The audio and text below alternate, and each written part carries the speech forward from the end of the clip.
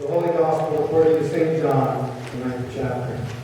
Glory to you, Lord. As he walked along, a man saw a blind man from birth. His disciples asked him, Rabbi, who sinned, this man or his parents, that he was born blind?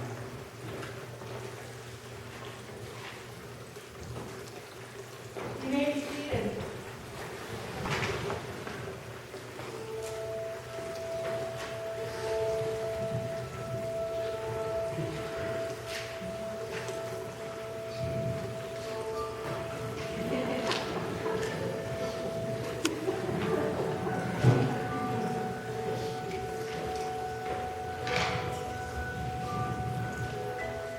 It is so beautiful here.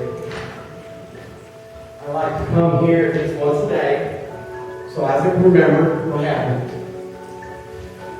I sat here for 23 years, ever since the age of 12. My friend Jimmy sat right over there at the beautiful gate. He was lame, I was blind, so he was my eyes and I was his feet. He was closer than corn on the cob. Sure do miss him. But this was a great place to be if he was a beggar like we was, because right behind that beautiful gate was the temple treasury. And back there they say they had 7 boxes for temple taxes and 6 boxes for offering. I ain't never seen them, but that's what they say. And my mama used to say, Horris, you should be nice to everybody, because it doesn't cost you nothing to be nice. And Jimmy used to say that we was the same as everybody else, only we didn't have any money. So we would sit here and we would get good offerings from the people going into the temple treasury. But you have a lot of time to think when you was a beggar. I used to wonder why I was born blind.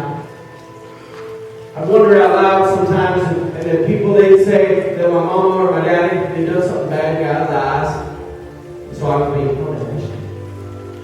My dad got really mad at me one day because I stole him, and he said I done something bad before I was even born. I didn't remember that, and I wasn't looking for nobody to blame. I just wondered. I've been born blind, and darkness didn't bother me none. But they used to spit on me and call me unclean. And they wouldn't let my mom and my daddy go in and sing with the worshiping people. We couldn't go into the temple. But Jimmy and I, we used to love to sing with them anyway outside the gate. And we sang. He'd sing the high part. And we sing the little chord. We'd harmonize. People say we sounded good. I don't know nothing about that. But I always know we made more money when we was singing. One day when we were singing along with people in the worshiping place, the music just stopped.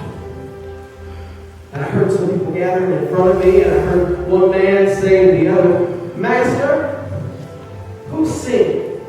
This man born blind or his parents? It's talking about me. And I was going to stick my hand out and ask for some money, but then I remembered my mama always used to say, Horris, you got 2 ears and 1 mouth, so you should listen twice as much. So I decided to listen to what this master man was going to say. Jimmy used to tell me, people don't sound stupid until they open their mouths to talk. And when this master man spoke, I realized he was a smart man in front of me. Because he said, neither this man nor his parents sinned. But now, watch as the glory of God is revealed in him. That was my first surprise. And then he spit. And it didn't land on me. That was my second surprise. And he got down and he told me to go to the pool of Siloam, all the way on the other side of town. Now, I'm not a smart man, but I know what a miracle is. I've been to the pool of Bethsaida before looking for a miracle. They said there's an angel down there, and if you're there when she dips her finger in the water and mixes it up, people be healing. But she never was there, at least wise, not when Jimmy and I was. But I've never been to the pool of Siloam, but you couldn't tell my feet that. No way, no how. Because there that day, he told me to go down to the pool, and they marched me right over, and they picked up Jimmy's cart. And you know, that's when the biggest miracle of the day happened. Because Jimmy and I, we was friends from the time we were born. And we talked about everything. But on the way to the pool, we didn't say nothing. I think it's because we knew something was about to change. That I wasn't going to be the same ever again. I think that's when Jimmy started wondering whether I was going to need him anymore. Maybe not being needed by somebody can kill him. But we marched on down there, right to the pool. And Jimmy and I grabbed his hand, because he'd always been there for me. Jimmy, I miss you. But even though he was worried, he pushed me. And I went. And I washed.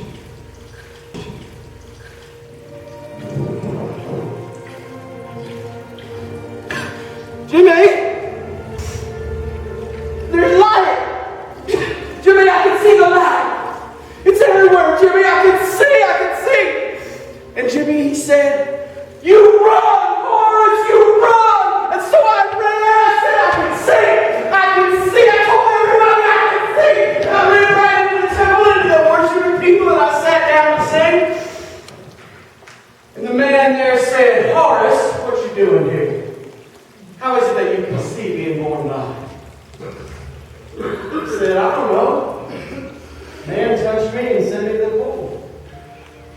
He said, "Well, What's that man's name?" all mean like." I said, "You know, I don't really know. Let me go ask Jimmy." So I ran back. I said, "Jimmy, what was that man's name?" He didn't tell it to me. And he said his name was Jesus. His name was Jesus. And I just felt that I had to tell everybody about it. And so I ran telling everybody his name is Jesus. And he made me to sing. I thought he was a smart man. And then maybe I thought, maybe, just maybe, he was a prophet. But now, standing there, I could see he was the Son of God. And I thought everybody would want to know that. So I told them. The worshiping folk, they didn't like me saying that. They said, "Horris, you was stupid." I just said, "Well, stupid is as stupid does." And after that, they just yelled at me. My mama used to say, "You know, them who yells the loudest, they know the least." And I think she was right. Because I was blind, but now I could see. And I could see that I had been to the temple. I had been through the beautiful gate.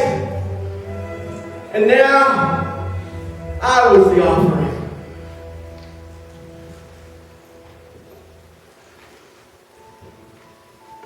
Jesus said he came to set the prisoner free. Jesus said he was the light of the world. And that he was going to send me.